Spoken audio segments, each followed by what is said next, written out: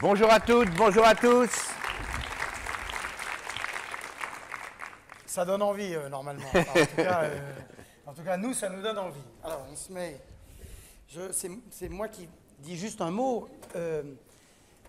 D'abord, pour vous souhaiter la bienvenue, pour vous dire à quel point on est heureux d'être là, mais aussi pour vous dire à quel point je suis heureux d'avoir Pierre Lescure comme président et de le voir là, ici devant vous, pour sa première conférence de presse. Gilles, l'année dernière, était là et je lui avais rendu hommage. Je veux le faire à nouveau aujourd'hui pour dire ce que furent les années d'apprentissage avec lui et les années de travail commun pour ce festival que nous aimons tous, c'est-à-dire pas que nous, vous aussi, on le sait. On arrive du conseil d'administration où on a présenté la sélection et nous voilà maintenant devant vous et je cède la parole au président du Festival de Cannes, Pierre Lescure. Je commencerai par une phrase toute simple. Le festival aura bien lieu. C'est une autre manière de rendre hommage à Gilles, qui, devenu romancier, sort bientôt un bouquin qui va sûrement être émouvant et extra. Et un roman où il évoque 68, 72 et Mathilde et qui porte le titre de « Le festival n'aura pas lieu ». Donc le festival aura bien lieu et sur ce titre, je trouve que c'est pour moi une émotion, évidemment, de me retrouver devant vous.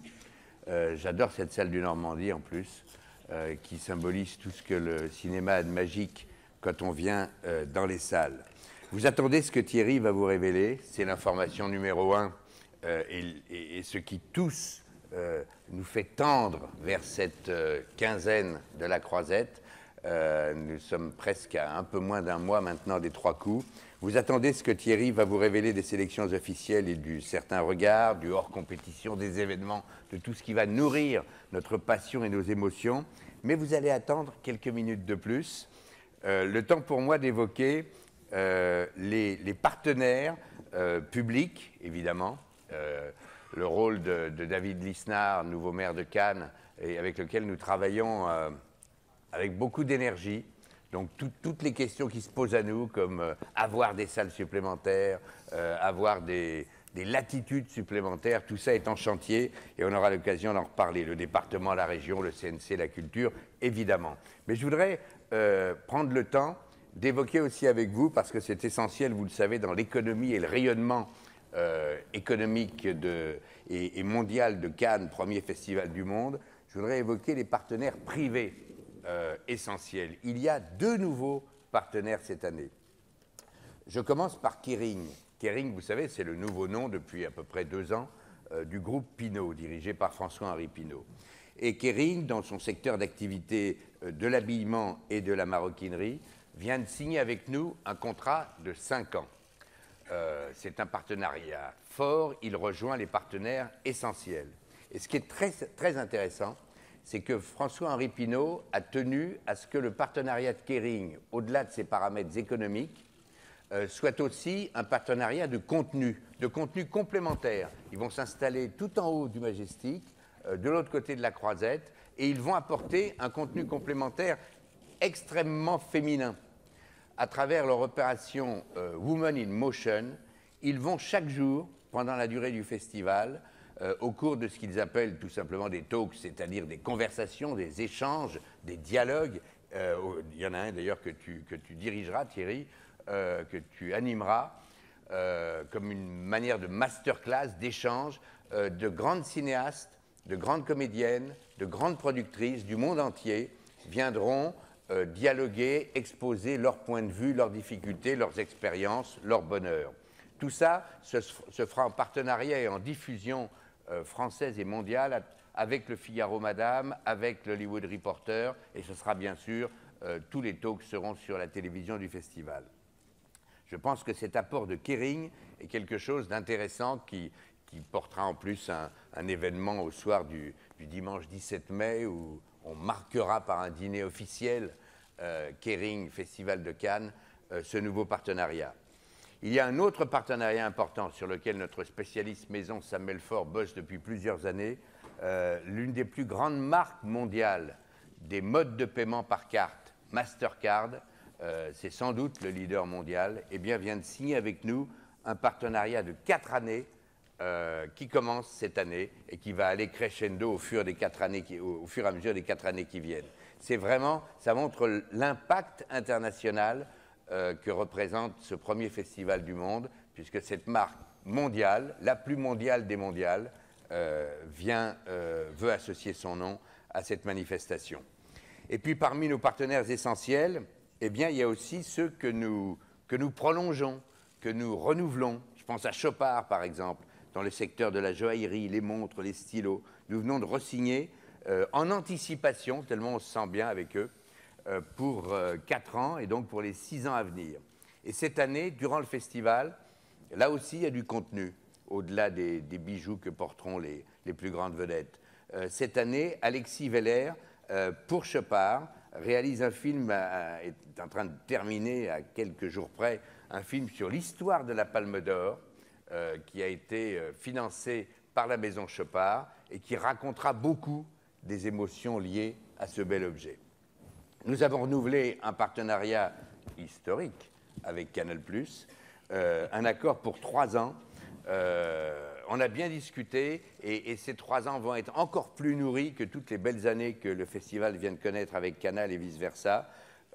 Toujours la réalisation des cérémonies d'ouverture et de clôture, le festival en étant producteur délégué, mais vous verrez, je crois, que tout ce que Canal et le festival vont proposer en ouverture et en clôture aura, je crois, un contenu artistique, esthétique, totalement dédié au cinéma, notamment avec un hommage aux frères Lumière dès l'ouverture et aux 120 ans de leur invention, qui va donner un lustre particulier à cette ouverture et cette clôture. Et puis, avec Canal et avec notre autre partenaire avec lequel nous avons renouvelé pour 3 ans, nos amis d'Orange, il y a le renouvellement de contrat avec eux pour la télévision du festival, dont nous avons vraiment, Thierry et moi, l'ambition qu'avec la société de production d'EP2L, la télévision du festival soit un outil, bien sûr, supplémentaire pour vous,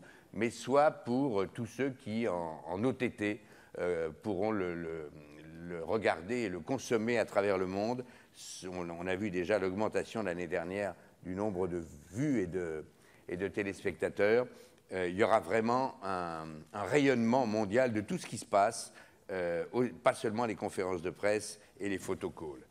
Quant à notre dernier très grand partenaire, L'Oréal, nous avons d'ores et déjà décidé d'engager des discussions pour que, dès le mois de juin, on parle de prolonger pour plusieurs années. Je remercie globalement la belle liste, mais elle est dans votre dossier de presse, la belle liste de tous nos autres partenaires, qu'ils soient médias, qu'ils soient technologiques ou qu'ils soient liés par exemple au transport. La première image qui vous est parvenue du Festival 2015, c'est son affiche et ce si beau sourire. Regardez quelques images qui ont conclu et conduit à cette affiche.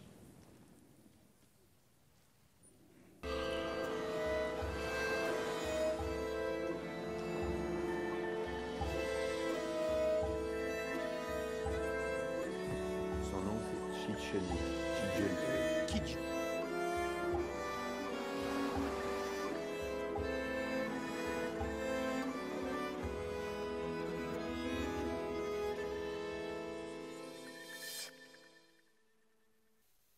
Cette conception de cette affiche, elle a été confiée à Hervé Kidjoni, qui l'année dernière, qui est là, et qui l'année dernière avait si bien travaillé sur cette magnifique affiche de Marcello et ses lunettes, mais il y avait aussi tout le graphisme, la colorisation.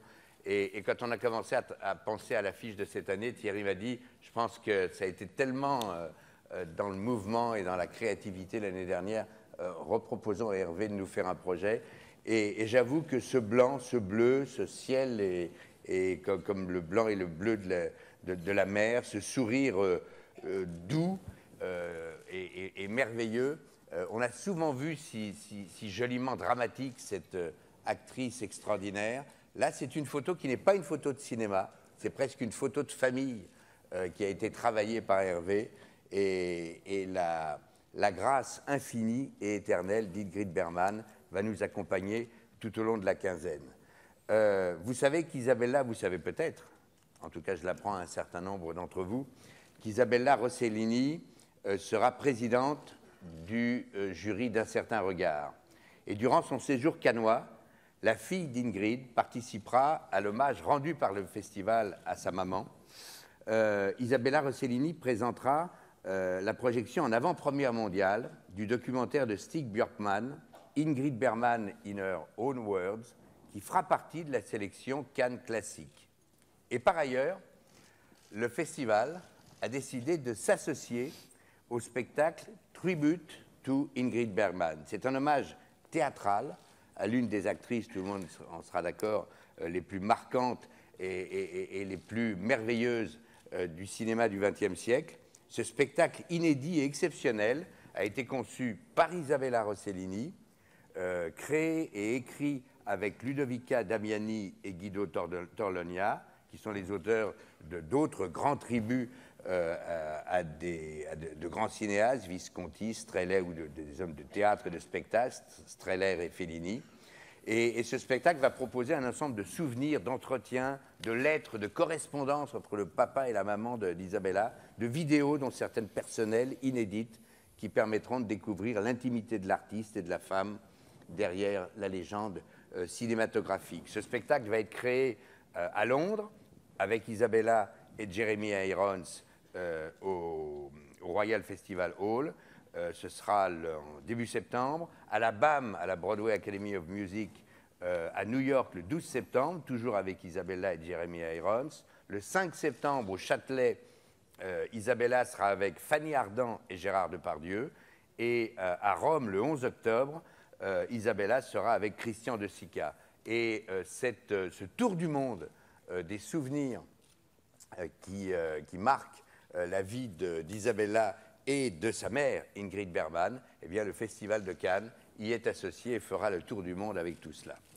Gilles Jacob, président de la Ciné-Fondation, a déjà annoncé la présidence de notre ami Sissako, pour son jury court-métrage et Ciné-Fondation. Belle idée, après ce Tombouctou qui était né à Cannes et qui n'a pas fini son tour du monde. Et puis on arrive au grand jury. On arrive au grand jury et ses présidents, les frères Joël et Ethan Cohen. On est heureux comme des enfants de les avoir parce qu'on sait que ça va être brillant, ça va être cinématographique et ça va être souriant. On peut peut-être se faire un petit cadeau. Oui, vous vous souvenez que... Moi, j'ai pas de micro. On entend ? On entend bien ? D'ailleurs, on l'entend. Vous vous souvenez qu'il y a quelques années, à l'occasion du 60e anniversaire du festival, le festival avait produit, sous l'impulsion de Gilles Jacob, un film qui s'appelait « Chacun son cinéma ».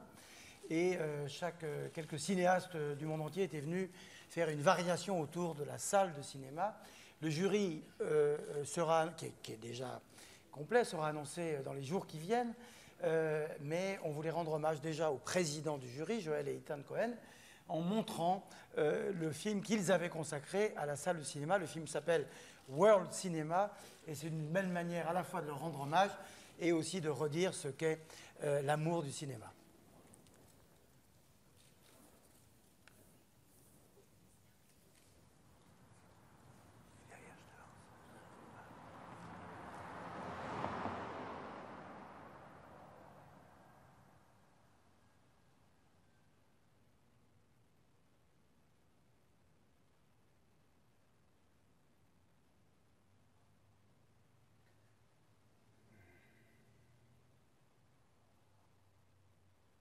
Well, these are all pretty good movies. They're both excellent. All right, what's this La Règle de Jeu? That may be Jean Renoir's greatest film. It's a group of people interacting in a big house in the country in France. It's Renoir's masterpiece. It's sort of a human comedy of sorts on a grand tapestry. Oh, you're pretty high on that one, aren't you? Yes. Pristine new print. No, is it now? Well, what's this one, Climax? Turkish film. It's Nuri Bilge Ceylan's second film. What's that one about? It's about lovers and estrangement, former lovers, flawed people, and the difficulty of love and so forth. So they be talking back and forth in Turkish? In Turkic. Turkic? All right, but you got the words up there to help follow the story along? It's subtitled, yes. All right. There nudity? Partial? Well, which one would you recommend? They're both excellent movies. Is there livestock in any of them? No. I mean, I'm not sure. There might be a rabbit in the Règle du Jeu. Time you get off work. Excuse me? Never mind. All right, I'll take one for climbing. Sounds like a good one.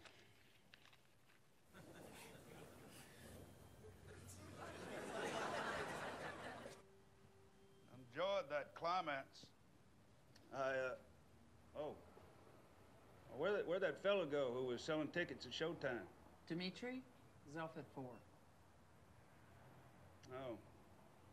All right, can you give him a message for me? Just tell him, you know, I enjoyed that picture, Climates. You know, there's a hell of a lot of truth in it, in my opinion. Yeah, a hell of a lot of truth. Okay, well... Or, you know what? No, just that I enjoyed the movie. You know, keep it simple. And your name is... Dan. You know what? You don't even know my name. So, just tell him the guy in the hat enjoyed the hell out of Climates. And you know, thank you. Okay. All right, appreciate it. Okay.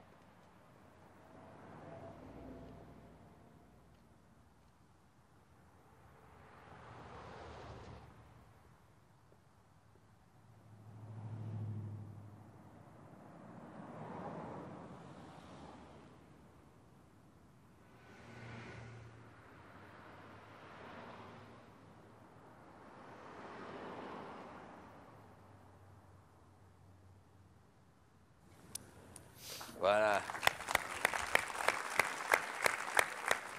La nuit dernière, j'ai eu Thierry, je sais pas, 8 fois, 9 fois au téléphone, jusque tard dans la nuit.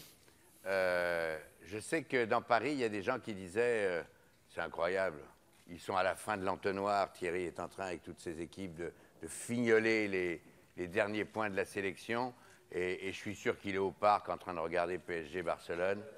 La vraie vérité, c'est que c'est moi qui lui donnais le score au fur et à mesure, car il était bien sûr dans les bureaux du festival avec toute son équipe, ses équipes, et en revanche, il y a des gens du cinéma français qui l'auraient bien aimé joindre dans la nuit, mais qui n'étaient pas joignables parce que ça passait pas au parc où ils étaient, eux. Thierry, c'est à toi. Merci Pierre.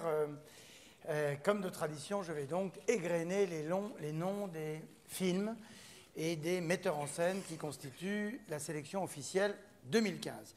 Une sélection dont on va vous annoncer 90% de la composition, puisque, comme vous le savez, on aime bien faire quelques compléments et additifs qui seront donc opérés en début de semaine prochaine. De plus en plus, la sélection est un processus à la fois extrêmement lent, mais qui se termine de manière très fulgurante. La question technologique liée à la révolution numérique fait que des films pas du tout envisageables au mois de janvier le deviennent au mois de mars, que des films peuvent être terminés très très vite. Et du coup, un embouteillage a un peu eu lieu depuis la fin mars jusqu'à aujourd'hui, avec des films encore arrivés il y a 2 jours qu'on n'a pas pu voir et dont on veut se garder la possibilité de tranquillement en évaluer la possibilité de les inclure ou pas dans la sélection. Une sélection, je pourrais citer presque le discours de la gare de Perpignan de Salvador Dali, qui disait en substance « Quand je commence un tableau, je pense que ça va être le plus beau tableau jamais peint dans l'histoire de l'humanité, et à la fin, je fais comme je peux pour finir. » Nous, c'est un peu ça. C'est-à-dire, chaque année, on pense qu'en effet, ça va être la plus belle sélection, et à la fin, on veut surtout être là devant vous, à vous présenter une sélection.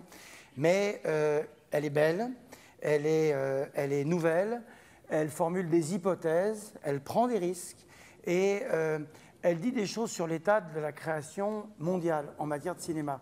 Cannes a à la fois l'ambition d'être un instantané, d'être une photographie de la création mondiale, mais aussi qu'en additionnant une année après l'autre, en demi-décennie, ou en décennies, qu'elles disent aussi ce qu'est l'évolution en matière de cinéma, un cinéma qui n'est plus le seul art de l'image dans nos sociétés contemporaines. Je voudrais remercier toutes les équipes, en effet, qui m'accompagnent dans le choix de ces films, remercier les gens on a 3 comités, le comité français, le comité des films étrangers et ce qu'on appelle le 3e comité, ces jeunes gens qui viennent voir absolument tous les films que nous recevons.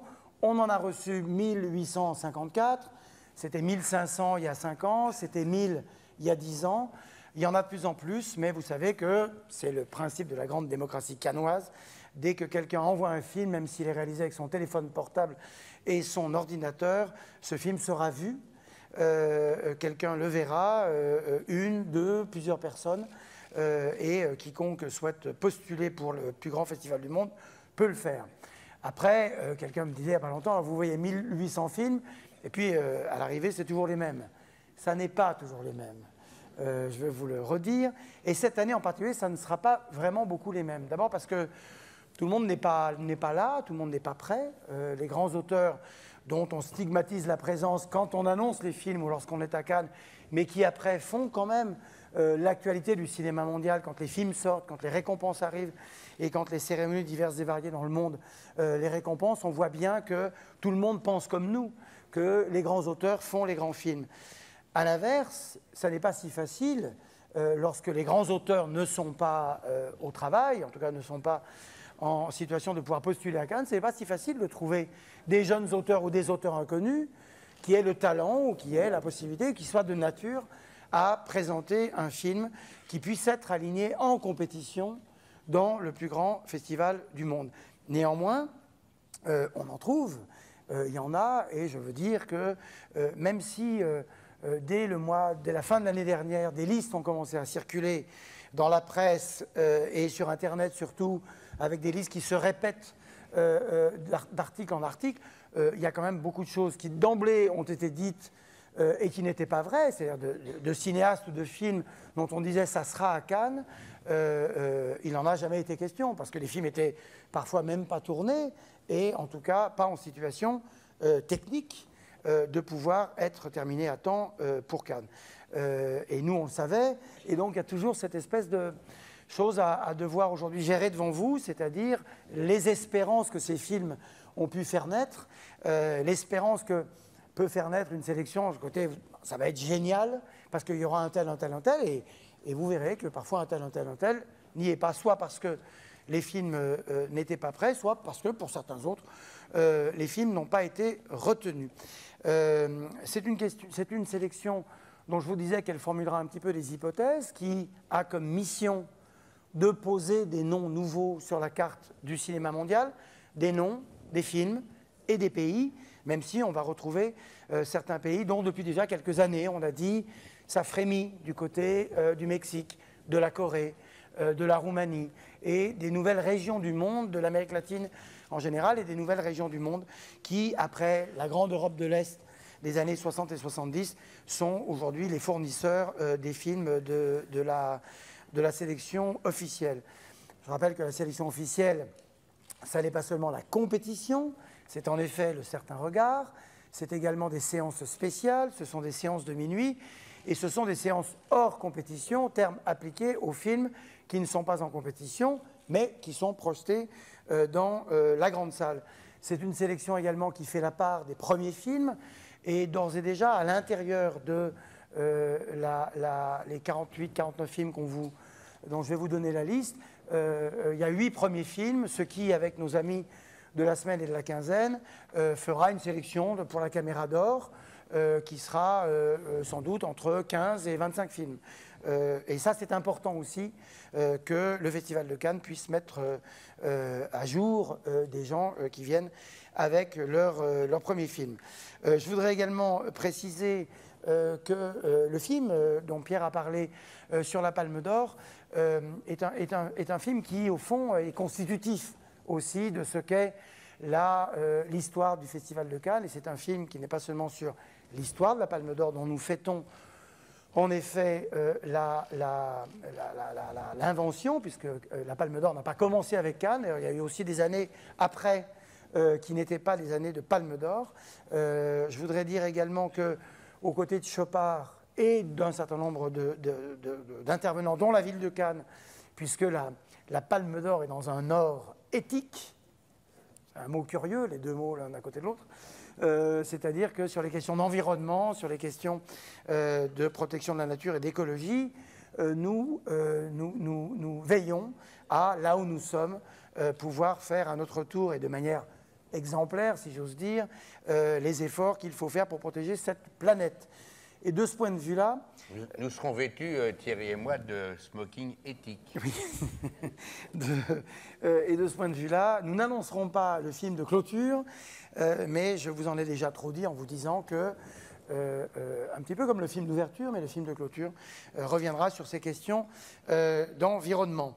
Je voudrais enfin préciser que nous n'avons pas décidé d'interdire les selfies.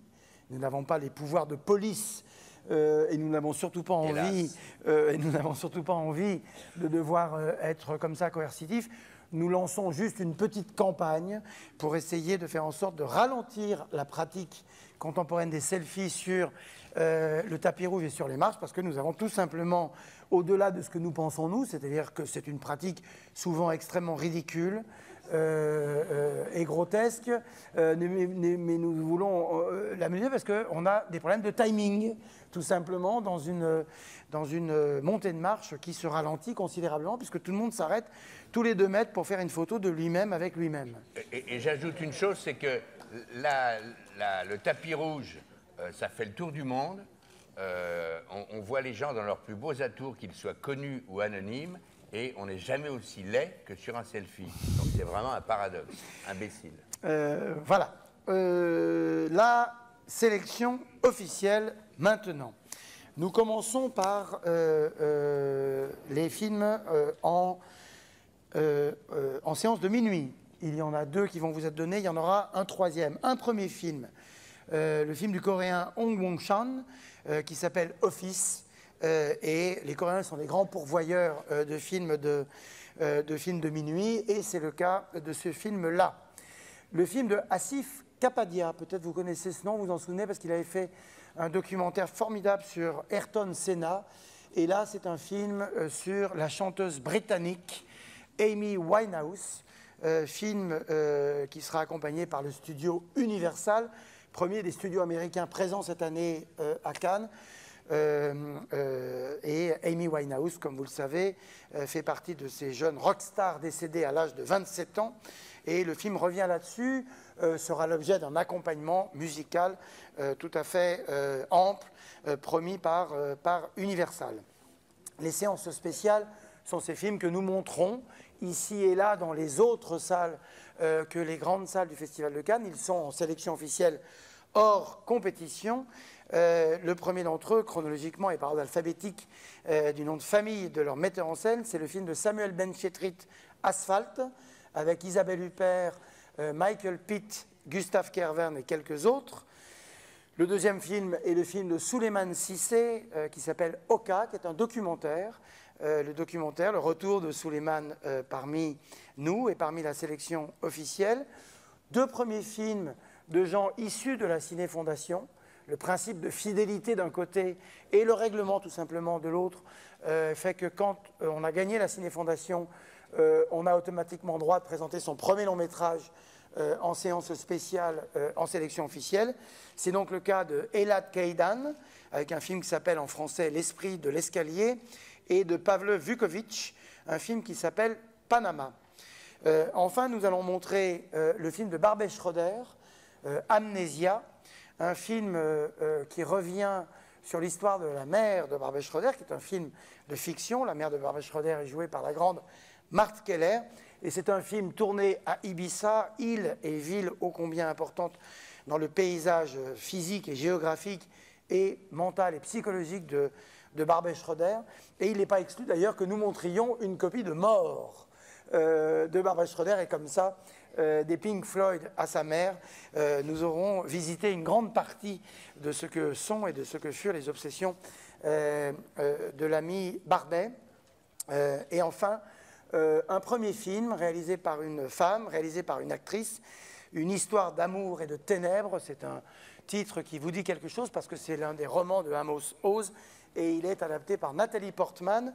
Et nous avons décidé de le montrer en séance spéciale parce que quand on montre des films d'acteurs au certain regard ou en compétition, ceux de James Franco, ceux de Ryan Gosling, on est toujours soupçonné de vouloir inclure au certain regard des noms connus, des gens, du coup on le fait en séance spéciale et ceux qui souhaiteront aller voir le film seront dans la salle parce qu'ils auront envie de voir ce film qui, comme souvent, et si j'ose dire depuis Charles Laughton, prouve que les comédiens, lorsqu'ils passent derrière la caméra, ne le font pas pour rien et ne laissent pas une œuvre, que nous l'apprécions ou pas, ne laisse pas une œuvre qui vient s'inscrire dans une tradition déjà vue d'un cinéma mondial connu, mais au contraire font des choses tout à fait singulières et personnelles. C'est le cas de ce film de Nathalie Portman.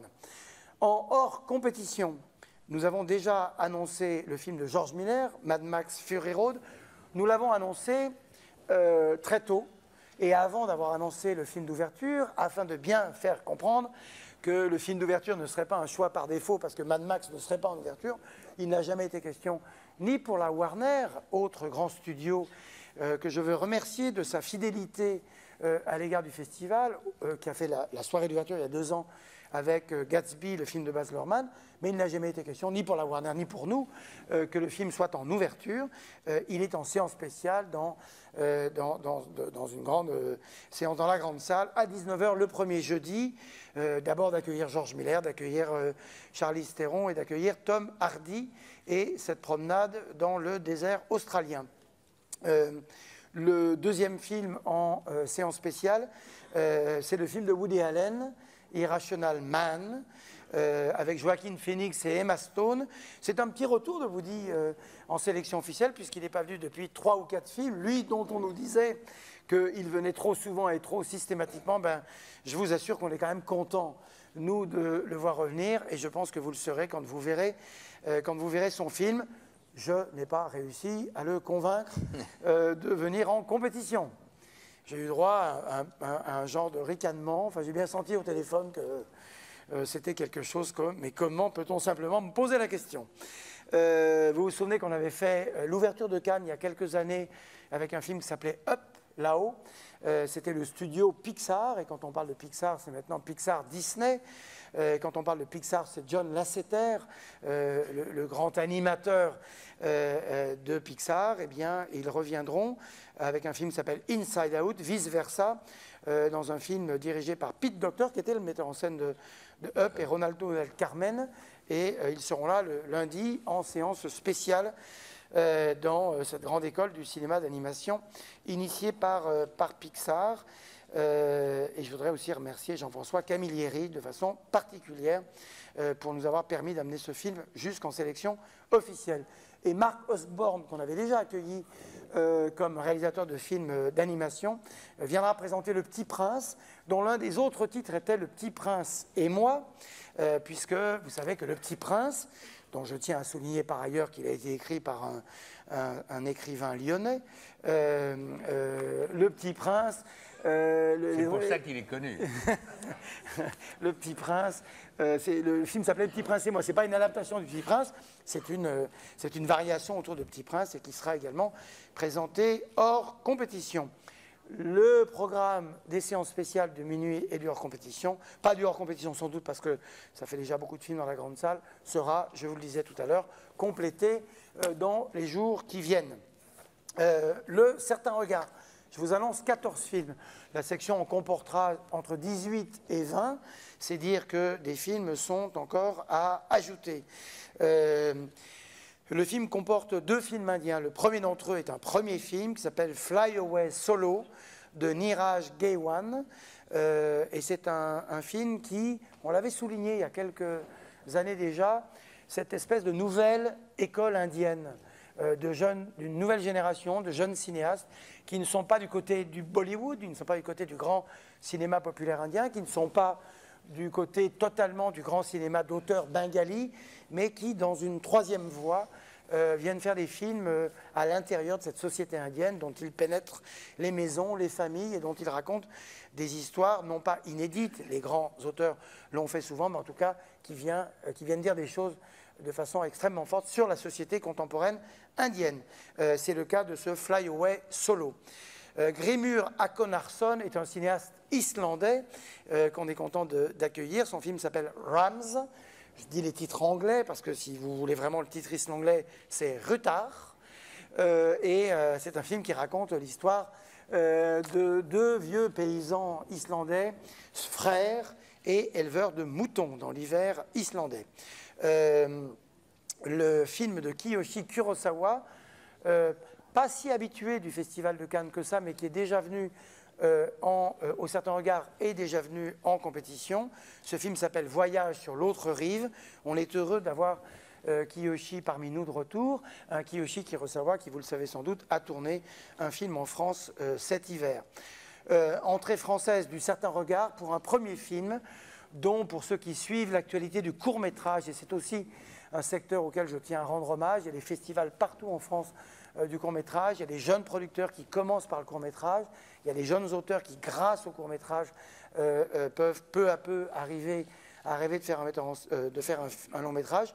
Le metteur en scène s'appelle Laurent Larivière, le film s'appelle « Je suis un soldat » avec deux acteurs principaux qui ne sont pas des habitués de la sélection cannoise, l'actrice Louise Bourgoin et l'acteur français Jean-Hugues Anglade, qui n'est pas venu à Cannes depuis très très longtemps, si tant est qu'il y soit venu déjà beaucoup. Le film est produit par Dominique Besnéard, qu'on est heureux d'accueillir en producteur. Et c'est évidemment un premier film. Le film de Dalibor Matanic s'appelle Soleil de plomb. C'est un cinéaste croate. Et c'est un film qui raconte de façon assez singulière par la forme. C'est-à-dire que c'est un film à sketch avec 3 histoires, 91, 2001, 2011. 3 histoires jouées chaque fois par les mêmes acteurs, qui sont 3 moments de l'histoire de la Croatie d'avant-guerre, la Croatie d'après-guerre et la Croatie aujourd'hui. On est heureux d'accueillir cet homme qui a déjà fait 2, 3 longs métrages et qui vient à son 4e long métrage et dont on va, et on espère que vous ferez bel accueil à ce film, comme nous l'avons aimé, pour dire, voilà, il y a ailleurs des gens qui font du cinéma et dont le nom n'est pas connu. Mais pour nous, le processus de sélection est un voyage, est un beau voyage mondial, géographique, artistique, et on revient avec des films comme ça, dont rien ne pouvait nous laisser présager qu'ils puissent figurer en sélection officielle, puisque je ne connaissais pas ce cinéaste et je suis heureux de l'accueillir en compétition, au certain regard. Roberto Minervini était venu en séance spéciale. C'est un cinéaste américain et italien. Le film s'appelle The Other Side et c'est un film qui, de manière... Et on a vu beaucoup de films de ce point de vue-là dont on ne sait jamais si on est dans le documentaire ou si on est dans la fiction. Et c'est un film qui vient raconter une autre histoire de l'Amérique, cette Other Side, d'une Amérique des laissés pour compte, d'une Amérique des exclus du visage classique de l'Amérique, d'une Amérique de l'alcool, d'une Amérique de la drogue, si j'ose dire, quotidienne. Et c'est un film extrêmement puissant. On est content d'accueillir sur une marche supplémentaire, si j'ose dire, Roberto Minervini. Radu Muntean fait aussi partie de la jeune génération roumaine. Et Radu est peut-être pas le plus connu des cinéastes roumains. On l'avait déjà accueilli au certain regard.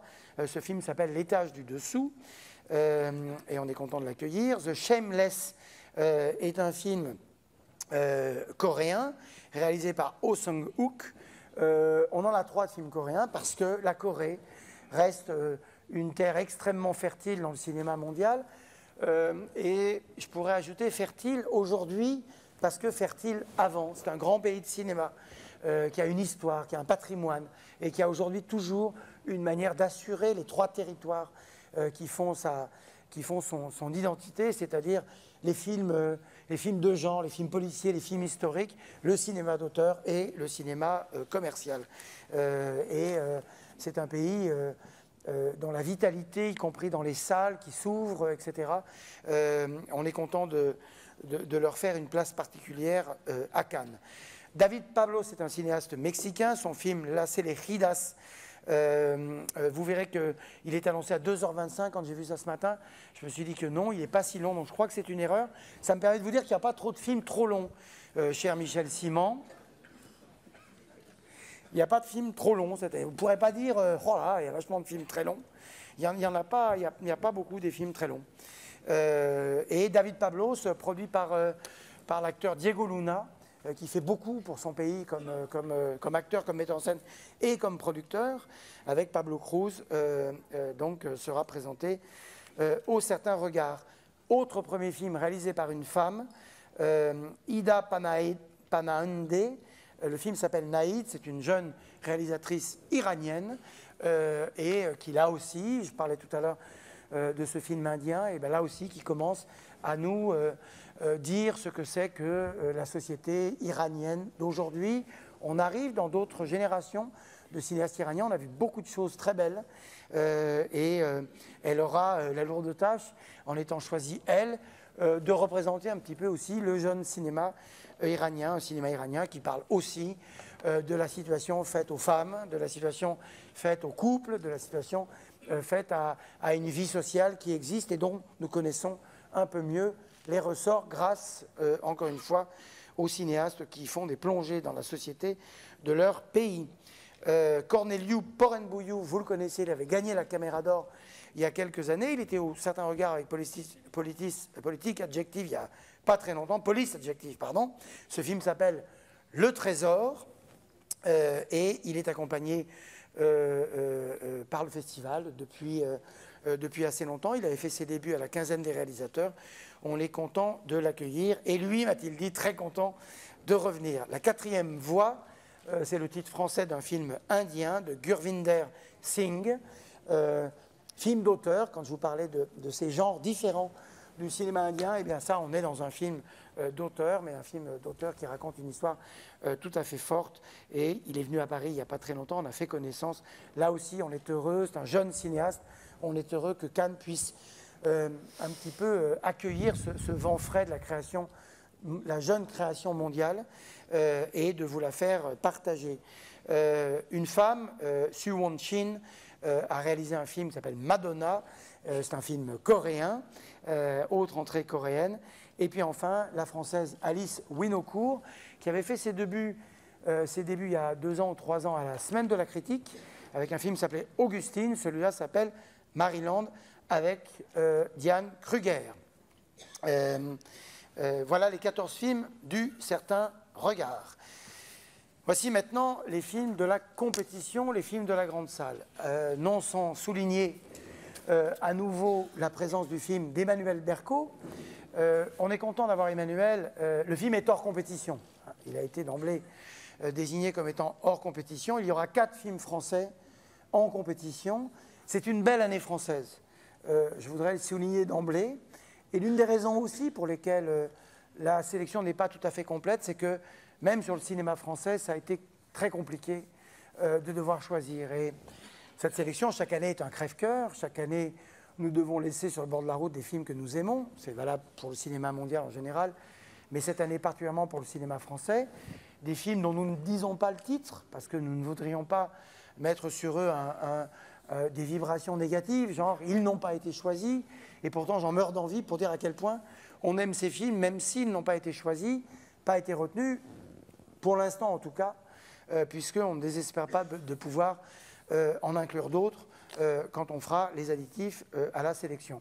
Quand j'ai dit, et je ne voudrais pas que ça soit mal interprété, que nous, avec le film de Emmanuel Berco, nous voulons commencer par un bon film, d'abord, ça n'est pas pour dire que nous n'avons pas l'habitude de commencer le festival par les bons films. En même temps, tu l'as dit. Oui, mais ce que je voulais dire, c'était que les codes habituels du film d'ouverture sont des films, disons, glamour, des films spectaculaires, des films grand public, des films destinés à assurer d'emblée au Festival de Cannes le respect de ce code qui veut que le tapis rouge soit très occupé.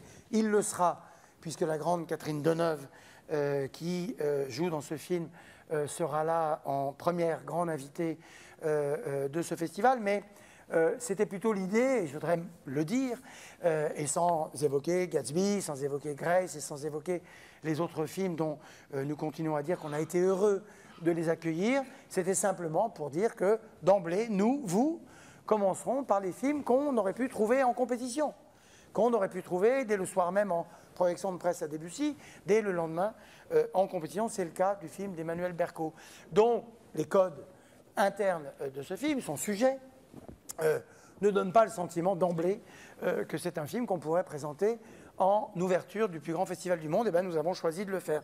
En effet, le film évoque de manière extrêmement moderne, enfin vous connaissez le cinéma d'Emmanuel Berco, dont je disais qu'on a accueilli son premier court-métrage, son premier long-métrage Au certain regard. C'est un film qui parle d'éducation, de social, de nos positions, des questions qu'on se pose par rapport à la transmission, par rapport à la justice, par rapport à la délinquance, par rapport à ces enfants qui naissent de manière compliquée dans des lieux, des quartiers qui ne sont pas bénis toujours par la République. Le film pose ces questions-là. Eh bien, avec Emmanuel Berco, nous avons voulu les poser en mettant son film, son beau film de cinéma, en ouverture de ce festival de Cannes.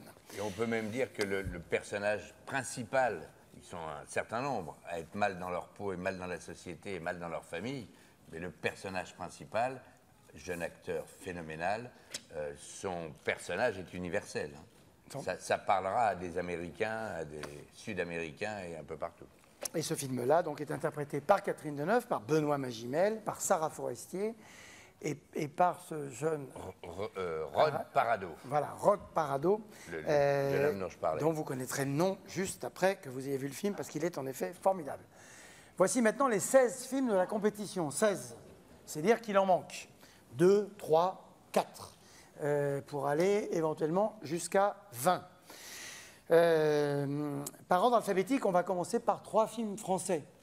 Le film de Jacques Audiard, qui s'appelle Dipan, et je crois que sur le dossier de presse, et je voudrais vous indiquer que le dossier de presse que vous allez recevoir en fin de conférence de presse est bien, il est super, mais il sera complété quand même, et sur Internet, vous aurez la complétude, parce qu'il y avait des choses qui n'y figuraient pas. Pierre l'a dit, c'est jusqu'à tard hier soir et tôt ce matin que nous avons pu définir prendre les dernières décisions. Le film de Jacques Audiard, donc Dipan, Jacques Audiard revient en compétition. La dernière fois, c'était avec De Rouille et d'Os. Je ne peux pas vous annoncer de vedette dans le film de Jacques Audiard, car il n'y en a pas, puisque c'est un film qui est aussi une plongée dans la communauté, en tout cas dans la vie de réfugiés tamouls à Paris. Et quand je parle du film d'Emmanuel Berco, et il y a d'autres films comme ça, et on en a vu beaucoup dans le cinéma français, et pas seulement, ce film-là, évidemment, va dire ce qu'est l'état de notre pays dans, je vous le disais, les territoires désertés un peu par la République. Parce que son nom est en B, je le cite en deuxième, c'est une première entrée en compétition. Le film s'appelle La loi du marché. Il veut tout dire également, son metteur en scène, c'est Stéphane Brisé. Première fois en compétition, première fois en sélection officielle. C'est Vincent Lindon qui incarne cette loi du marché, qui en est à la fois la victime et l'instrument. Et on est heureux. Et on a fait ça aussi dans les choix qu'on a fait pour le cinéma français, de faire des choix qui permettent de mettre, alors ce n'est pas le cas pour Jacques Audiard, quoiqu'il ne tourne pas si souvent et qu'il ne soit pas venu si souvent en compétition, mais de faire le choix de donner leur chance à des gens qui ne sont pas venus ou peu venus en compétition à Cannes. Et le troisième film français, il y en a 4. Le troisième, c'est une entrée en compétition. C'est une femme, c'est Valérie Donzelli.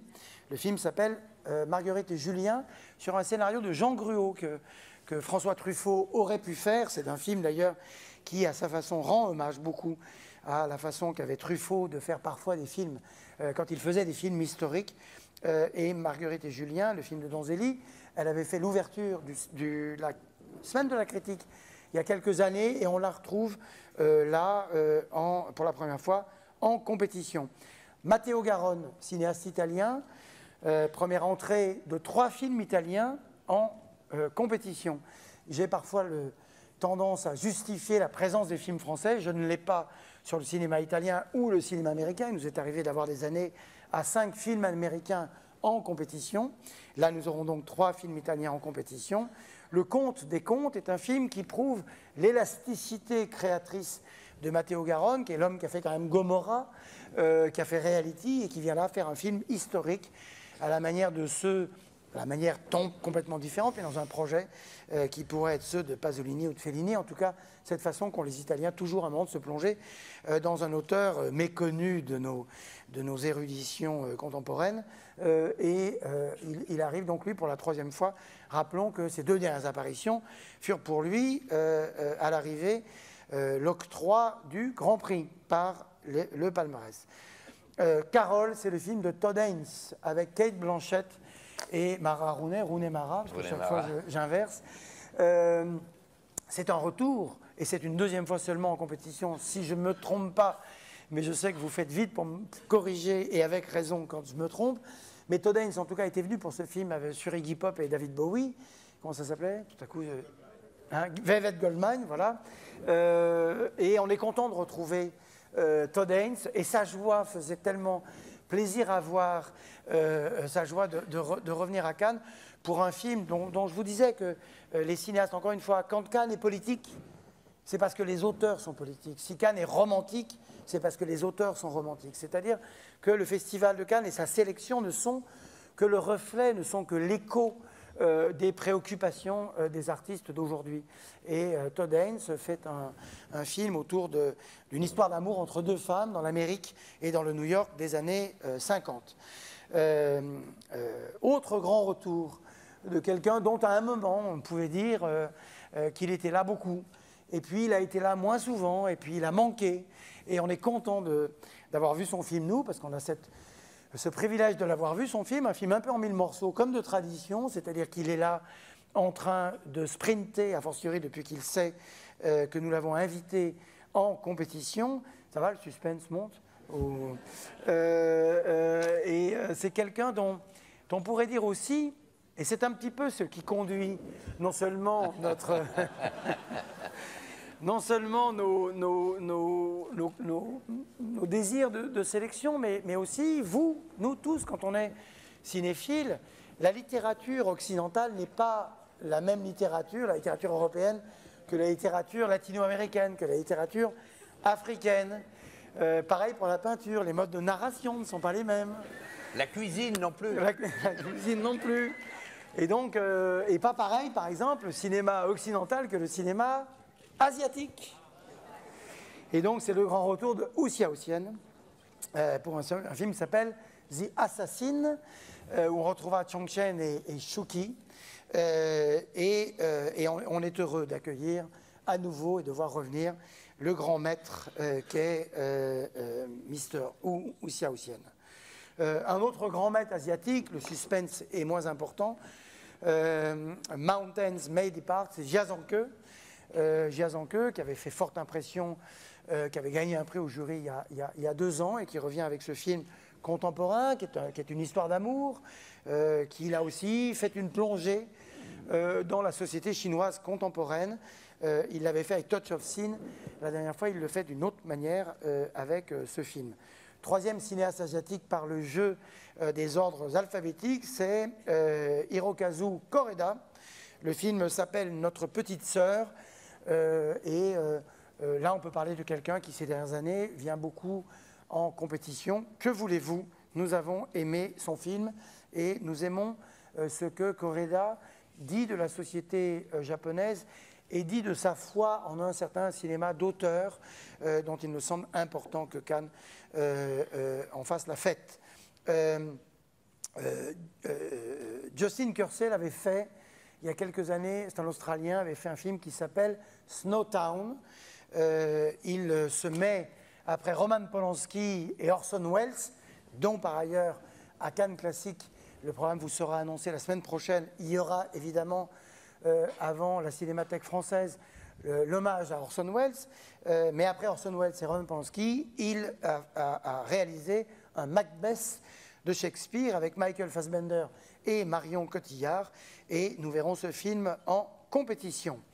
The Lobster est le titre du nouveau film, le 3e film de Yorgos Lanthimos, un cinéaste grec que nous avions accueilli pour ses débuts au Certain Regard. Et The Lobster est l'un des films qui appartient à cette tradition des films où on ne comprend pas tout.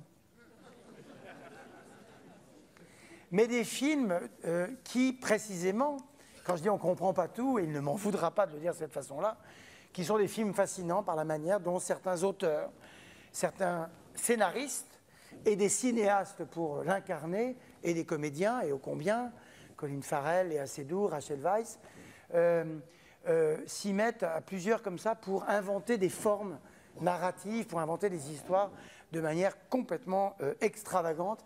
Et c'est le cas de ce film, et ça fait partie des films, et c'est aussi pour ça qu'on est à Cannes, qu'on vient à Cannes, parce qu'on vient faire la fête aux auteurs, à ceux qui font du cinéma différemment, à ceux qui sont dans la grande anxiété de savoir comment les films seront reçus. Et The Lobster est l'une des œuvres les plus originales et les plus mystérieuses de cette compétition. 4e entrée française, c'est une femme, Mon Roi, c'est un mélo d'amour moderne réalisé par Maïwenn avec Vincent Cassel et avec Emmanuel Berco. Et c'est peut-être, on demandait tout ça à Gilles, c'est sans doute la première configuration de ce type, une réalisatrice qui montre son film, Emmanuel Berco, qui est en ouverture et qui est l'actrice principale d'un autre film en compétition. Je crois qu'elle ne s'attend pas à ce que... elle ne s'attendait pas à ce qu'elle soit fêtée à ce point, et je crois qu'on parlera beaucoup d'elle comme cinéaste et comme comédienne.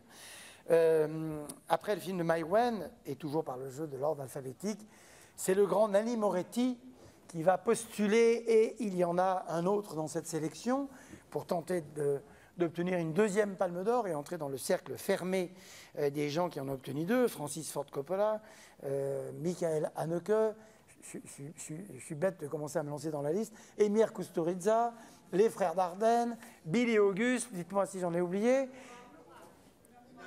et évidemment Imamura, vous connaissez tout ça mieux par cœur que moi, donc ils seront 2 à pouvoir obtenir une éventuelle 2e Palme d'Or. Le film s'appelle Mia Madre, comme de tradition il sort en Italie bientôt, si je le dis c'est pour dire aux Italiens d'aller voir ce film, et à vous de ne pas aller à Rome voir ce film, mais d'attendre de venir le voir à Cannes, et on est heureux d'accueillir Nanni, sans lequel il n'y aurait pas, Cannes ne serait pas Cannes, par peut-être la fidélité que nous avons pour lui, mais par la fidélité qu'il a pour nous.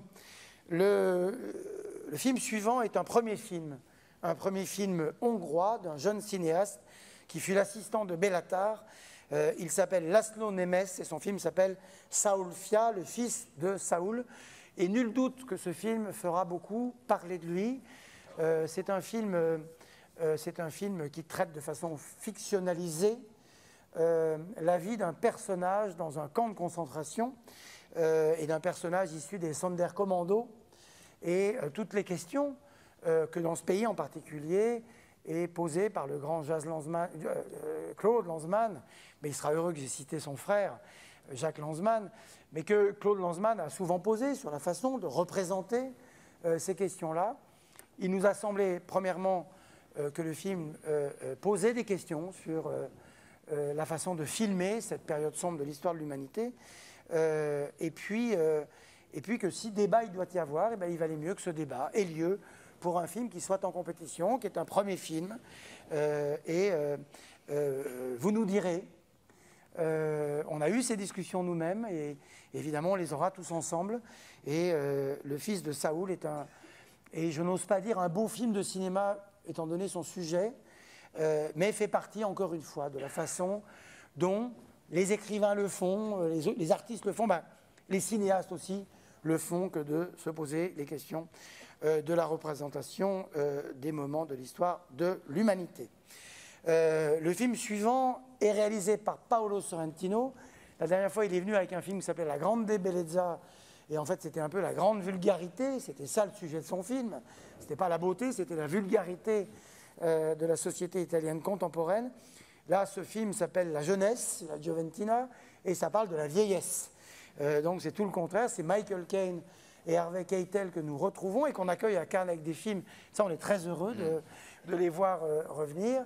Et ils auront quitté la clinique de santé dans laquelle ils évoluent pendant ce film-là, en tentant d'essayer de gagner quelques années dans une vie bien remplie, mais dont ils essayent de prolonger avec cette idée de la jeunesse dans ces cliniques suisses ou italiennes que vous connaissez. Joachim Trier est un cinéaste norvégien dont on avait accueilli le premier film au Certain Regard, Oslo, qui là aussi avait eu, bien après sa présentation à Cannes, une belle fortune critique, publique et internationale.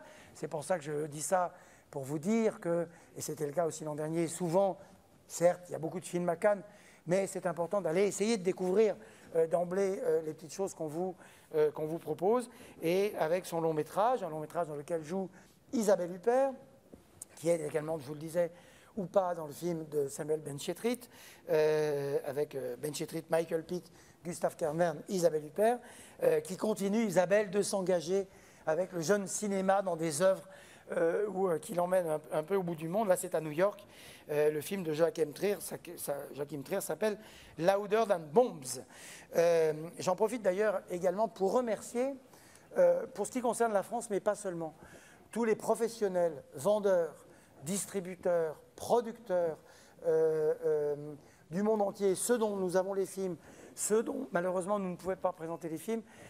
J'ai eu l'occasion de le dire quand Gilles Jacob m'avait appelé à ses côtés. Je venais du monde de la cinéphilie et du patrimoine, et l'une de mes premières belles surprises avait été de découvrir ce monde professionnel de l'intérieur, de voir à quel point ils se battent pour leurs films, de voir à quel point ils sont cinéphiles, ils aiment le cinéma des autres. J'ai reçu depuis ce matin plein de messages de gens qui se disaient heureux que tel ou tel film était retenu, tel ou tel film avec lesquels ils n'avaient rien à voir.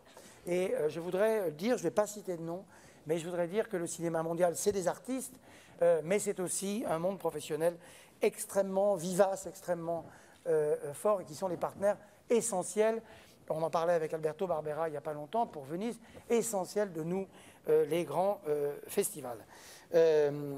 Avant-dernière entrée dans cette compétition, c'est aussi un beau retour, on est content de l'avoir. C'est une Palme d'Or et c'est Gus Van Sant pour un film qui s'appelle The Sea of Trees avec Matthew McConaughey et Naomi Watts. Et c'est un film qui se situe entre Amérique et Japon, puisqu'au Japon, et je ne dévoilerai pas le sujet du film plus que ça, puisque ça, ce résumé-là figure déjà partout, au Japon, il existe une forêt à laquelle on prête des vertus particulières pour aller y mourir et s'y suicider dans les meilleures conditions, si j'ose dire. Et c'est ça le film de Gus Van Sant, et on est là aussi très heureux de voir revenir Gus, qui n'est plus revenu depuis très très longtemps au Festival de Cannes. Enfin, première fois en compétition à Cannes, c'est le cinéaste québécois Denis Villeneuve. Le film s'appelle Sicario. C'est plutôt un film américain. On y retrouvera Benicio del Toro. C'est un film, évidemment, souvent on dit du cinéma mexicain ou autour du cinéma mexicain, qui a deux grands thèmes, c'est l'immigration vers le Nord et la question de la drogue. Ce film-là aborde plutôt le sujet des cartels et la désintégration sociale, politique, du côté aussi de la justice et de la police, de ce qui se passe à la frontière de ces deux grands pays, les États-Unis et le Mexique, eu égard à la question de la drogue et à la question, bien entendu, de ceux qui font le marché de la drogue, c'est-à-dire les consommateurs aussi. Je voudrais terminer en disant qu'on aura le plaisir d'accueillir Benicio del Toro, dont je viens de parler pour Sicario. On vient de voir Josh Brolin, Vincent Cassel, Joaquin Phoenix, Marion Cotillard, Emma Stone, Charlize Theron, Kate Blanchett, Tom Hardy, Isabelle Huppert, Nathalie Portman, Vincent Lindon, Harvey Keitel, Matthew McConaughey, Nanni Moretti, je le mets dans les stars, Nanni, Léa Seydoux, Colin Farrell, Rachel Weisz, John C. Reilly, qui a beaucoup travaillé en Europe et qu'on a retrouvé dans plein de films, dont une partie qui seront là, Michael Fassbinder, Rachel Weisz, Shuki et Shang Chen, Salma Hayek, qui j'oublie plein de gens, Catherine Deneuve, dont je vous ai parlé, Benoît Magimel, et avec L'ombre portée de Amy Winehouse et de plein de gens qu'on nous promet, des musiciens qui seront là pour lui rendre hommage. Bref, Cannes sera à nouveau, je crois, une belle fête, et Pierre et moi et toute l'équipe du festival, on sera heureux de vous y accueillir. Voilà la sélection.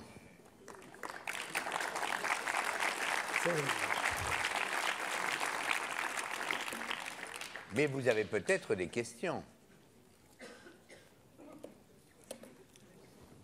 Levez la main si vous voulez. Tenez, mademoiselle. Richard Moe from iFilm and BBC Culture Studio. I just wondered if the UK hadn't presented many films to you for this year, because the seems quite lightweight in terms of films from the UK and Ireland. Thank you. Alors, est-ce que la Grande-Bretagne nous a présenté beaucoup de films cette année parce que leur présence en sélection semble légère? Macbeth, le film que nous montrons en compétition, est l'entrée anglo-saxonne et britannique dans cette 68e sélection. Je pourrais faire une réponse générale autour de ça. D'abord, encore une fois, là, je vous ai parlé de 44 longs métrages. Je crois que c'est ça pour l'instant. La sélection sera composée de 50-55 longs métrages. Vous savez que Cannes, c'est la distinction. On est dans un modèle opposé depuis longtemps à d'autres festivals qui présentent énormément de films. Et donc, nous devons faire des sélections. Et il faut que chaque pays se dise, d'ailleurs c'est le cas souvent, qu'à travers la présence d'un film, c'est la présence d'une industrie nationale qui est là. Et par ailleurs, non. On ne voit pas tant que ça de films britanniques en sélection, mais on voit des beaux films. Bonjour, Nicolas Cardo ici. Que pensez-vous du fait qu'il y a 2 cinéastes italiens sur 3 qui présentent 2 films qui sont produits entièrement en anglais dans le but de plaire aux Américains? C'est pas un peu en contradiction avec l'esprit de Cannes qui sauvegarde les langues originales de films et les cinémas qui sont faits dans les différents pays? C'est une question très intéressante, évidemment, et une question qu'on retrouve assez souvent. Alors, notre dogme en la matière, il y a 2 choses.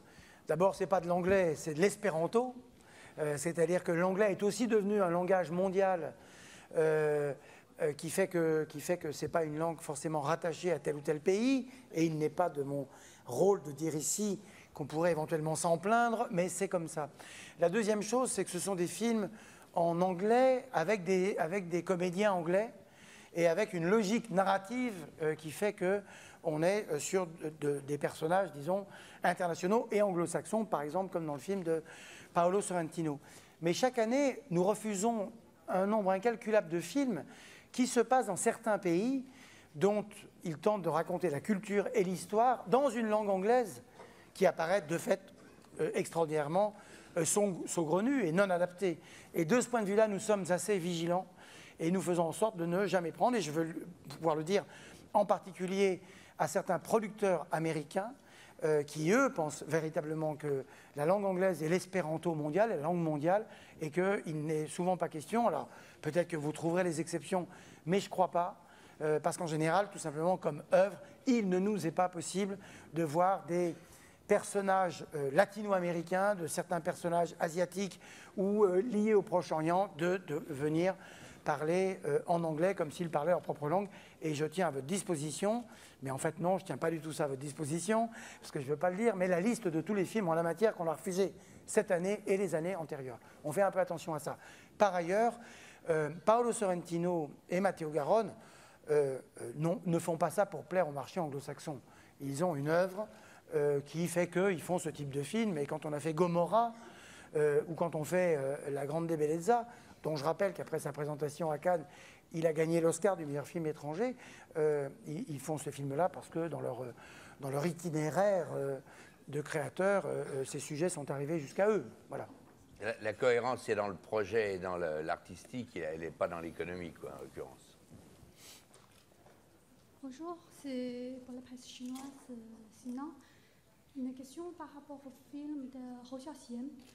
En fait, l'Occidentaux connaît le film arts martiaux, surtout à partir du film de King Hu, Xia Nu, qui a présenté à Cannes et a eu le prix. Depuis, il y a le film d'Henri qui aussi évolue le genre. Aujourd'hui, c'est le film de Hou Xiaoxian, qui est son premier essai arts martiaux. Donc, si vous pouvez parler quelques mots sur son film, est-ce que vous avez constaté des évolutions sur le genre arts martiaux? Qu'est-ce qui vous a attiré précisément dans ce film? Et puis, si 2 mots sur le film de Jia Zhangke. Merci. C'est à la fois le sélectionneur et le judoka qui va vous répondre. D'abord, vous dire que King Hu, le cinéaste chinois, sera à l'honneur de Cannes Classique, puisque nous montrerons Touch of Zen en copie restaurée. Si Hou Xiaoxian faisait un western, si Hou Xiaoxian faisait un film policier, et si Hou Xiaoxian fait un film d'arts martiaux, c'est avant tout un film d'Hou Xiaoxian. Donc, bien entendu qu'il a une façon de filmer la question qui s'inspire de ceux qui l'ont précédé, et en particulier, vous l'avez souligné, le caractère neuf qu'a été le cinéma d'arts martiaux du début des années 2000, et en particulier avec Ang Lee, dont le film était à Cannes.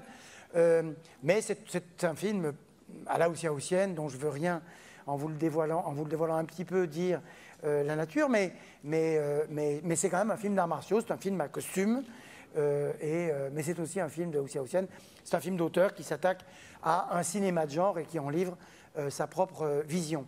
Et quant au film de Jia Zhangke, j'en ai parlé, je veux redire le soutien plein et entier que le Festival de Cannes apporte aux auteurs en général. Vous savez qu'il y a un certain nombre de films, et je pense au film de Zagintsev qui est sorti en Russie, mais dont je voudrais dire 2 choses à la fois. Que, 1, nous n'avons aucune pression des gouvernements, quels qu'ils soient, pour nous empêcher de montrer des films dont nous apprenons plus tard qu'ils n'ont pas été très d'accord avec le fait que tel ou tel film ait été tourné ou produit en leur pays. Mais je ne sais pas, d'ailleurs, madame, vous devez le savoir, si le film de Jia Zhangke, Jean-Michel, est sorti en Chine. Toujours pas. Il n'est toujours pas sorti en Chine, mais en tout cas, nous l'avons montré à Cannes. Celui-là, nous verrons, mais le film de Zagintsev est sorti en Russie, et je veux redire, mais vous le savez, à quel point pour ces cinéastes et pour ceux qui tentent de faire ce type de cinéma, une sélection cannoise est importante, et je voudrais redire, qu'il serait bon que le film de Jia Zhangke, Touch of Sin, puisse sortir et soit vu par les spectateurs chinois, dont vous savez qu'ils sont de plus en plus nombreux, puisque le cinéma, on est tous là parce que nous y croyons, est une des belles choses survenues en Chine dans ces dernières années. Autre question, et peut-être la dernière. Oui, alors moi j'ai une question concernant l'Europe du Sud-Est. Je voudrais savoir, selon vous, qui avez toujours un doux regard sur le cinéma de l'Est, y a-t-il une dégradation de ce cinéma? Parce que depuis longtemps, à part Naletic cette année et Vukovic Panama, qui n'est pas un film de la région, il n'y a plus des films d'ex-Yougoslaves à Cannes. Vous parlez de l'Est ou vous parlez de la Yougoslavie? Je parle d'ex-Yougoslavie. Ah d'accord, de l'ex-Yougoslavie. Voilà. Écoutez, oui, je disais tout à l'heure, ou ce matin peut-être lors du conseil d'administration, que les pays de l'Est, le cinéma de l'Est de l'Europe, ou de ce qu'on appelait autrefois l'Est tout simplement, était un grand pourvoyeur de films pour Cannes. Et il y aura d'ailleurs une copie restaurée d'un film méconnu de Zhang Tso à Cannes Classique. Aujourd'hui, c'est moins le cas. C'est moins le cas pour la Pologne. Alors il y a des individualités. Et même si un Bélatar pour la Hongrie assure une sorte de pont entre ce qu'il a pu incarner et la jeune génération, il y a à la fois des jeunes cinéastes, mais en nombre moins important qu'eux. Du côté de l'ex-Yougoslavie, on voit chaque année quand même des films venus de cette région du monde, pas en très grand nombre, et il se trouve que par le jeu de nous prenons, nous ne prenons pas, le film est à Cannes ou n'est pas à Cannes, vous avez pu avoir le sentiment que cette région du monde était peu représentée. On est content d'accueillir le film de Dalibor Vukovic, parce qu'en effet, un film croate, ben, c'est très bien, voilà, on est content de l'avoir. Je sais pas si je réponds, mais... Comme nous célébrons les 120 ans du cinématographe, je voulais savoir si vous avez reçu quelques films sur support argentique. Alors, oui, ça c'est aussi une question très intéressante. D'abord, sachez que le Festival de Cannes est depuis longtemps, nous avons été les premiers à proposer des projections numériques bien avant qu'elles se généralisent partout dans le monde, avec, à l'époque, vous vous souvenez, les deux extrêmes, le film La guerre des étoiles, le film de George Lucas, et le film de Alexander Sokourov, The Russian Ark, tourné en un plan, et la révolution numérique lui permettait de le faire. On l'avait fait, l'écran était plus petit, parce qu'à l'époque, la technologie ne permettait pas d'avoir de la lumière et une image suffisamment parfaite pour l'avoir sur le très très grand écran de Cannes. Et puis ensuite, le numérique s'est généralisé. Depuis cette époque-là, nous laissons toujours la possibilité aux cinéastes de pouvoir choisir. Dans la lettre d'invitation, ils ont ce choix. Et lors des répétitions, ils peuvent venir avec les deux formats, DCP, numérique, ou une copie 35. Et très souvent, et les gens de la CST, Pierre-William Glenn pourrait vous en parler, puisqu'il fait les répétitions en pleine nuit, c'est souvent le numérique qui est choisi, même quand il y a 35. Pour des questions, je ne sais pas, techniques de répétition, bien.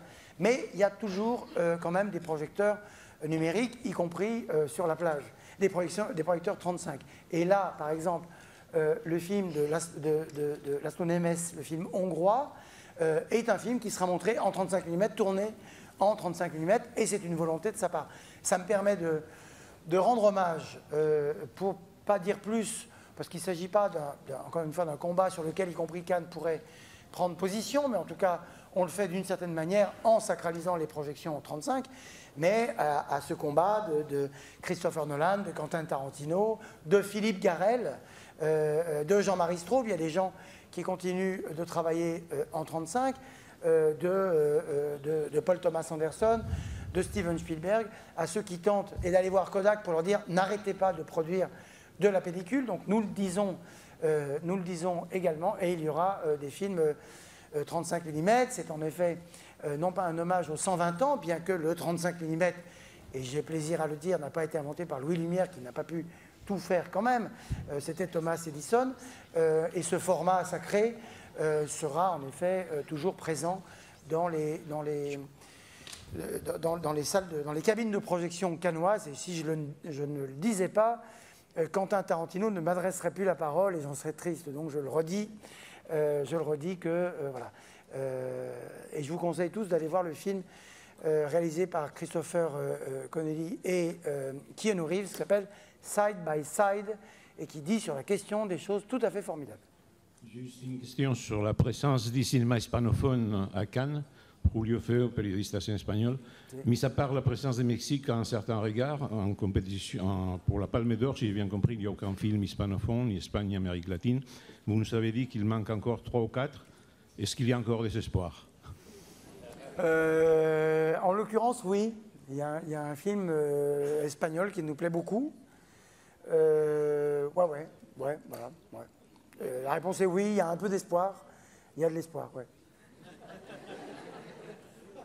Gilles Dasleguet de Ciné Plus. Une question, on a beaucoup entendu parler du Desplechin. Où est-il? Et aussi, quelle sera, peut-être avez-vous une idée de quand est-ce que vous annoncerez l'ouverture d'un certain regard?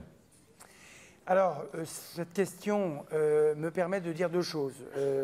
Vous faites bien souligner l'absence, pour l'instant, et encore, enfin, oui, l'absence aujourd'hui, disons, pas pour l'instant, mais, oh la vache, de Arnaud Desplechin, parce qu'en effet, il y a des choses qui vont être complétées, et ce film, vous êtes une partie à l'avoir vu, puisqu'il sortira de toute façon pendant le Festival de Cannes.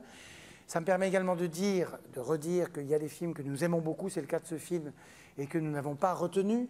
Ça me permet aussi de vous dire, et vous l'aurez remarqué, qu'en sélection officielle, Valérie Donzelli, Stéphane Brisé et même Maïwen ne sont pas venus souvent, pour ne pas dire jamais, en compétition à Cannes, et que Arnaud Desplechin est venu beaucoup, et quasi systématiquement, à part Rois et Rennes, ces dernières années au Festival de Cannes, en sélection officielle et en compétition. C'est un critère dont nous avons tenu compte avec beaucoup de tristesse, parce que son film mérite d'être en sélection officielle, mérite d'être en compétition. Il n'est pas le seul film dans ce cas-là. Et donc, en effet, dans les additions et dans les heures terribles qui vont être les nôtres dans les jours qui viennent, je voudrais... il fait partie de ce film et je n'ose pas dire le titre des autres films, parce que je ne voudrais pas non plus, mais voilà, il y a de traite. Je l'ai dit ou pas les autres titres? Je sais pas. Non. Non, mais eux, évidemment, ils veulent, mais voilà, quoi, c'est compliqué. C'est compliqué. Le cinéma français cette année était absolument formidable. On aurait pu en mettre 7. Voilà. Demander, est-ce que vous pouvez ajouter quelques mots sur le film, parce que vous avez évoqué le nom de Sokurov. Voilà, j'ai beaucoup entendu parler par les acteurs français qui ont participé au tournage de quel film, du film Sokurov, Alexandre Sokurov. C'est le film autour du Louvre. Est-ce qu'on peut espérer encore de l'avoir quelque part dans le programme officiel ou dans un programme parallèle? Vous êtes russe? Oui. Vous étiez français, vous étiez ex-Yougoslavie, vous étiez... vous verrez. C'est une bonne réponse. Oui. Alors on me dit qu'il faut arrêter, donc on va arrêter, sauf s'il y a une dernière question. Dernière question. Elle est bien votre question ou pas? Elle est super ma question. Non. Je voulais savoir, comme les frères Cohen sont 2, est-ce que dans les membres du jury, il y aura 8 jurés ou il y en aura un de moins puisqu'ils sont 2? A priori, il y aura 7 jurés plus 2 présidents jurés. Ça fait 9. Puisque il faut être un nombre impair pour qu'une majorité se dégage. Et si on avait décidé d'être 10, par exemple, en mettant, il y aura 4 hommes, il y aura 4 femmes dans tous les cas de figure, donc 3 hommes. Mais si on avait fait 4 femmes, 4 hommes, plus 2, ça faisait 10. Et si, du coup, pour les départager en cas d'égalité, on donnait une voix double au président du jury, on se retrouvait à donner 2 autres voix supplémentaires, une chacun, donc on arrivait à 12. Donc tout ça est un casse-tête. Vous verrez bien, parce que même nous, on est encore un peu là-dessus. C'était une bonne dernière question. Oui. Merci à toutes et tous.